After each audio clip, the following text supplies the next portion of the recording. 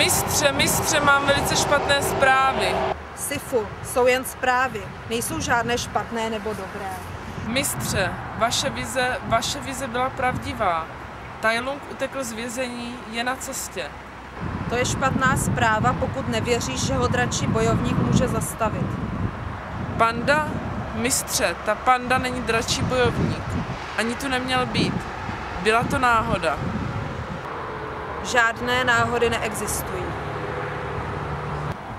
Ano, já vím. Už jste to říkal 2krát. To také nebyla žádná náhoda. 3krát. Můj starý příteli, panda nikdy nenaplní jeho osud, ani ty ten svůj, dokud nenecháš odejít iluzi ovládnutí. Iluzi? Ano, podívej se na tenhle strom, Sifu.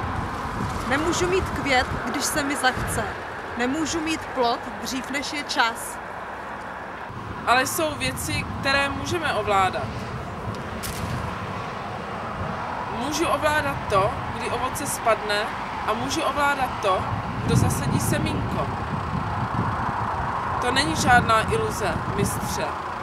Ano, ale ať uděláš cokoliv, z toho semínka vyroste broskvoň. Můžeš si přát jablko nebo pomeranč, ale stejně dostaneš broskev. Ale broskev neporazí Tai Lunga. Možná ano, pokud jsi ochotný střežit, živit ji, věřit v ní.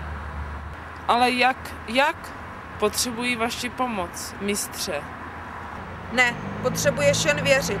Slib mi, Sifu, slib mi, že uvěříš. Zkusím to. Dobře. Nadešel můj čas. Musíš pokračovat ve tvé cestě beze mě. Co to? Mistře, nemůžete mě opustit. Musíš věřit.